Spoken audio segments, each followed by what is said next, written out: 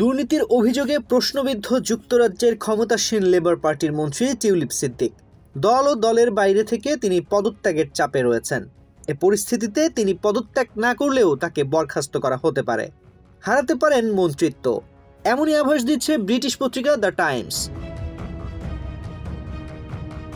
9 জানুয়ারি প্রকাশিত এক প্রতিবেদনে দ্য টাইমস জানায়, ডাউনিং স্ট্রিট টিউলিপ সিদ্দিকের বিকল্প খুঁজছে। তার সম্ভাব্য স্থলাভিষিক্ত প্রার্থীর নামের তালিকাও করা হয়েছে।